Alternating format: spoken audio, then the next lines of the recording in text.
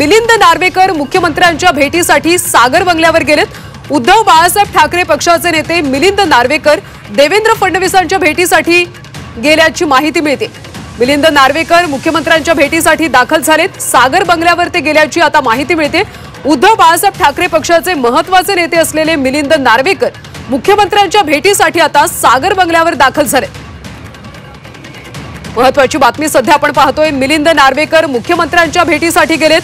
सागर बंगल्यावर मिलिंद नार्वेकर दाखल झालेत। उद्धव बाळासाहेब ठाकरे पक्षाचे एक महत्त्वाचे नेते असलेले मिलिंद नार्वेकर आता फडणवीसांच्या भेटीसाठी सागर बंगल्यावर गेलेत। ही भेट नेमकी कशासाठी होतीये हे पाहणं अतिशय महत्त्वाचं आहे, कारण मिलिंद नार्वेकर हे उद्धव बाळासाहेब ठाकरे पक्षाचे एक महत्त्वाचे नेते आहेत आणि हेच मिलिंद नार्वेकर आता देवेंद्र फडणवीसांच्या भेटीसाठी सागर बंगल्यावर गेलेले आहेत। महत्त्वाची माहिती मिळते। आमदार मिलिंद नार्वेकर मुख्यमंत्री देवेंद्र फडणवीसांच्या भेटीसाठी गेलेत। सविस्तर माहिती घेऊयात आमचे प्रतिनिधी ओम देशमुख यांच्याकडून। ओम, मिलिंद नार्वेकर फडणवीसांच्या भेटीसाठी सागर बंगल्यावर गेलेत। भेट झाली आहे का आणि काय नेमकी चर्चा आहे? कोणत्या कारणासाठी ते भेटीसाठी गेले?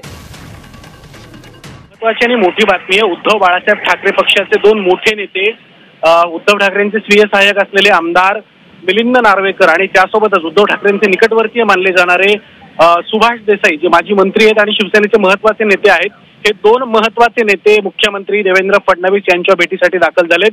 भेटीचे कारण जरी अद्याप स्पष्ट नसलं तरी सुद्धा राजकीय दृष्ट्या अत्यंत महत्त्वाची आणि मोठी अपडेट ही म्हणावी लागणार आहे, कारण गेल्या काही दिवसांपासून उद्धव बाळासाहेब ठाकरे पक्षाची आणि भाजपच्या नेत्यांमधली जी काही डायलॉग्स आहेत, ज्या काही चर्चा समोर येतात, त्या पार्श्वभूमीवरती ही भेट अत्यंत महत्त्वाची मानली जाते। हे दोघेही नेते उद्धव ठाकरेंच्या जवळचे म्हणून ओळखले जातात।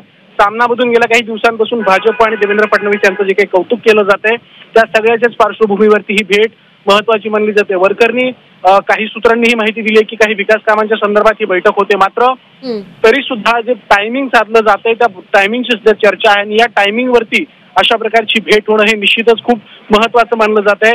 हे दोन प्रमुख मोहरे आता फडणवीसांच्या भेटीसाठी दाखल झाले। अद्याप त्यांची भेट झालेली नसली तरी सुद्धा या भेटीमध्ये नेमकं काय घडतंय, कारण येत्या काही काळामध्ये स्थानिक स्वराज्य संस्थांच्या निवडणुका आहेत आणि उद्धव बाळासाहेब ठाकरे पक्षाला जी काही अपयशाचा सामना करावा लागलाय त्या दृष्टिकोनातून खरं तर ही भेट खूप महत्त्वाची मानली जाते। येत्या काळात महत्त्वाच्या काही राजकीय घडामोडी घडतायत का? आणि पुन्हा एकदा आपण पाहिलं असेल की खरं तर 100 दिवसांचा कार्यक्रम राज्य सरकारने दिला। फडणवीस सरकार सत्तेत आलं, खूप मोठं बहुमत सरकारकडे आहे, परंतु राज्य सरकारमधील पक्षांमधला जो काही विसंवाद आहे तो सुद्धा त्याची सुद्धा सातत्यानं चर्चा होते।